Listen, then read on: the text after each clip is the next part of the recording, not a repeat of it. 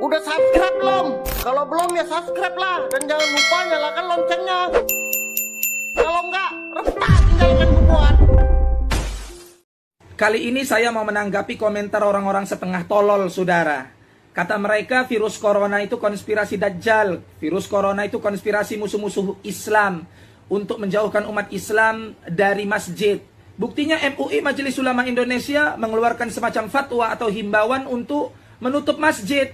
Tapi mal-mal, PT-PT, tempat hiburan dan maksiat kenapa tidak ditutup? Kenapa masjid aja? Kata mereka begitu, saudara. Maka saya jawab, dungu.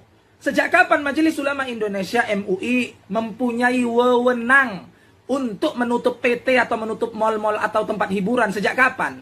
MUI tidak punya wewenang untuk menutup PT, menutup mal, menutup tempat-tempat hiburan. Kau suruh yang punya PT, yang punya mall itu menutup mall mereka dan menutup PT-PT mereka. Ya, jangan MUI yang kau suruh. Mereka para ulama, orang-orang alim, kredibel, mengeluarkan fatwa dan himbauan itu nggak kaleng-kaleng, nggak cilet-cilet, nggak asal-asal.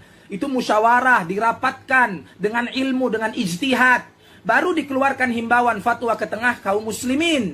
Ya, yang kedua, Majelis Ulama Indonesia mengeluarkan himbauan untuk sholat di rumah masing-masing dan menutup masjid itu di wilayah-wilayah tertentu yang sudah positif tersebar corona atau penyebaran virus corona. Bukan di semua masjid harus ditutup, tidak. Itu yang kedua. Dan yang ketiga, dungu, kau catat ini baik-baik. Yang ketiga, penutupan masjid dan peniadaan sholat Jumat itu kan hanya 2 kali Jumat. Paling lama 4 kali Jumat lah, atau 2 minggu sampai sebulan. Bukan selama-lamanya kau tidak sholat Jumat. Bukan selama-lamanya sampai kiamat kau tidak sholat ke masjid. Paham? Jadi nggak usah dungu. Tolol itu memang gratis, tapi jangan kau borong semua.